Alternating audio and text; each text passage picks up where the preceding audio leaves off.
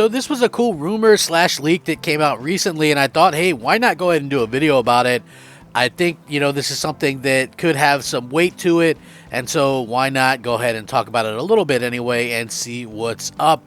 And I'm sure a lot of other people have some thoughts and opinions on this as well. First of all, I want to say keep this as something that is a grain of salt type situation, and the reason why I say that is because until things get confirmed, no matter how good you think the info is, you have to go ahead and just take it with a grain of salt because it's not confirmed. So we're going to get into it. So Microsoft has a lot of cool things going on for itself right now, and I'm going to link this and you guys can check it out. But according to this, it's very interesting. It looks like id Software, who do Doom games usually, reportedly working on Star Wars Mandalorian game for Xbox. After reports of Knights of the Old Republic remake being canceled, fans have been longing for more Star Wars games. While PlayStation fans continue to wait for an update, Xbox users might be in for a pleasant surprise. id Software, best known for Doom and Quake, are reportedly working on a Star Wars licensed game exclusive to Xbox. Now, listen, I know I just said Xbox, but it's still Xbox. Why it matters is because this could move major Xboxes in the future. It could be a huge advantage over PlayStation, since a remake was expected to be a big exclusive for Sony, the KOTOR remake. And here's according to the leak. It says, it's been said in the last few hours that id Software is working on a game scheduled to be released in 2024 or 2025, and the waters of anticipation are choppy. Users who usually have information cannot stop rumoring about the possibility that this project is a licensed title, and among the speculations, well-known names resonate, such as Star Wars and Marvel. Expectations are rising, especially after documents suggested that Microsoft could be releasing another licensed game in addition to Blade. So, if you're wondering what this could be, people are kind of talking about this in such a way, if one of the things is to be believed anyway, that Microsoft, from the Activision leaks or whatever, had another IP outside of the Indiana Jones and apparently outside of the Blade one as well. Now, you might think, oh, well, this is kind of crazy. This is one of those things that kind of, looks crazy to the outside looking in. But there are other rumors that this has come about previously, especially in even back in almost 2 years ago, we started seeing stuff like this cropping up. So is there any, smoke to the fire? I think that's something that we'll have to wait and see. The news from the leaker heard rumors that a new Star Wars game from the Doom developers could be targeting 2024. While it's just a rumor for now, the idea is certainly interesting. Earlier in the year, an EA technical artist released the concept art for a Mandalorian-themed game, which looked very stunning. If id Software is indeed developing a Star Wars game, they'll be using the in-house id Tech 8 engine. Combining the engine with the rich universe of Star Wars could lead to some awesome, spectacular results. Since id Software specializes in shooter games, a Star Wars game should be a natural fit for the studio. In the past, EA and DICE have worked on Star Wars Battlefront, their own FPS version of the IP. Therefore, a similar game to be fleshed out with The Mandalorian could be a major hit. Following the leak, many believe a first-person style might be a good pick for this. Obviously, people would try to go, oh, well, it's not a good fit, it's not a good fit. I think it would be a perfect fit. Why wouldn't you want to try something like that, right? The Mandalorian goes around shooting things. I know some people would say make it third person or whatever, but to me, first person makes a ton of sense as well. So we'll have to see. But even going back to April of 2022, which, believe it or not, is over a year and a half ago, it says, according to this, it sounds like Xbox could be getting an exclusive Star Wars game, one that's bound to make even the most hardcore PlayStation fan consider picking up a Series console or Game Pass subscription. According to this, the rumored video game adaptation of The Mandalorian is very real. According to this, is a different leaker, by the way.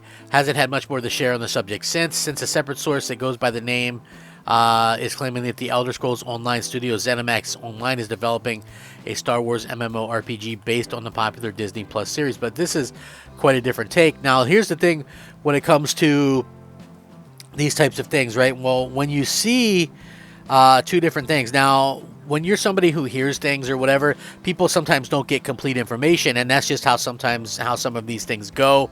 So maybe one of the people heard at the time that Microsoft is working on something, Mandalorian, and maybe they heard something about an MMO that Microsoft is also working on and got it confused.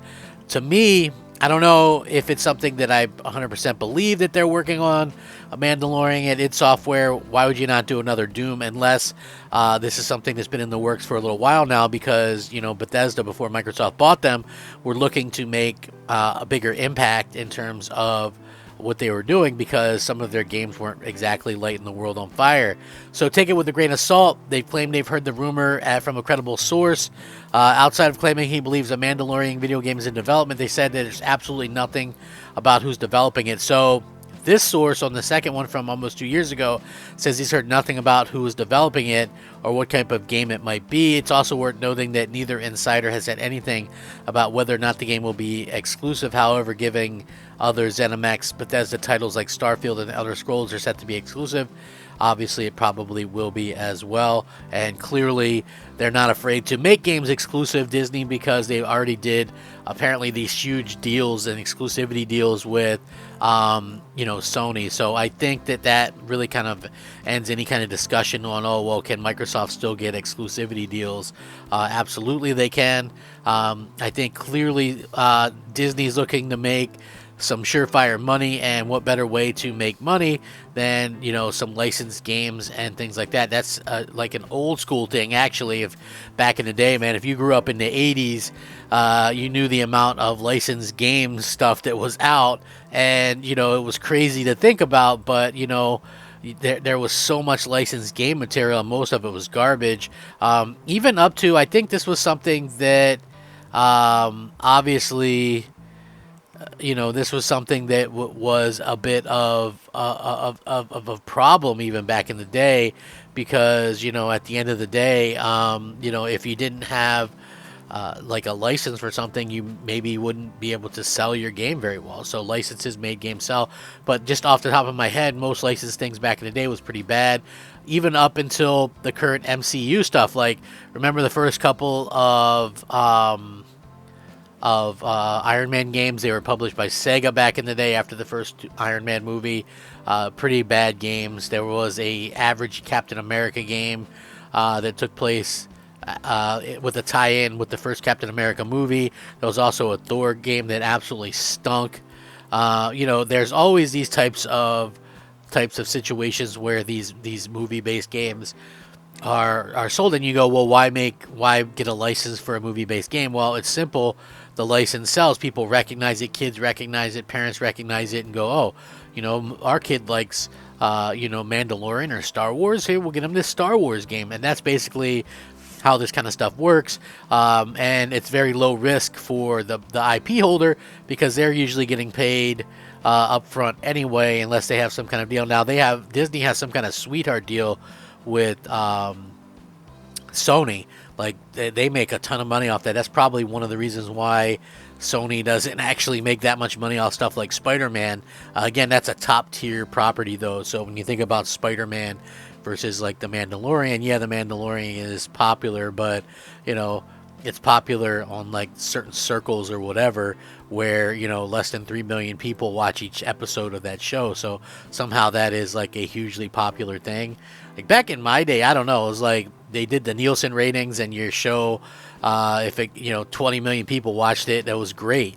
If only 2 million people were watching your show, you were on the WB or CW network. I don't know. So anyway, with that being said, let me know what you guys think. Would you guys buy or be into a Mando exclusive Xbox game? I'm Crap Gamer. This is Crap Gamer Reviews. Thanks for watching. Rack 'em up. Crap Gamer out.